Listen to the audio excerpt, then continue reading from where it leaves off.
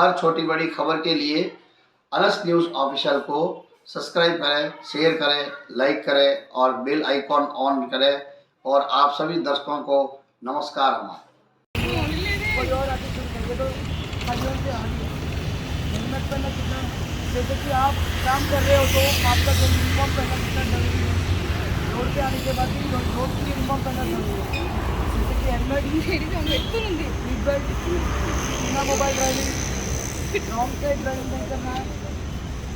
और इतना दारू पी के तो लोग ऐसे रोडों पे आ रहे हैं, आप लोग सारे लोगों को एक्सम्पलरी बोल रहे हैं कि आप नहीं करना है, दूसरों को कभी नहीं बोलना, नहीं तो हमारे को टिकट हमारे टिकट क्या दे रहे हैं, क्योंकि यही छोटा मोटा टिकट देगा, अपना टिकट देना है। तो हर इंसान अपना अपने काबू में रहना जरूरी है। इससे बढ़ के देने की जरूरत है। आप लोग बहुत सारा इंटेलेक्चुअल है, आप लोग को सबको पता है, लेकिन ट्रैफिक पुलिस वालों से आपको अपील है।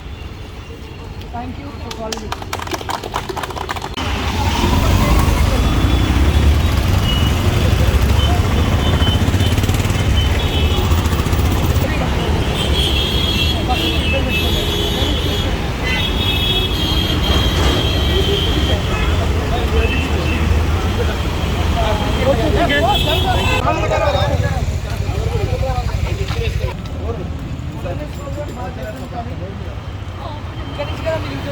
అక్కడ వరకు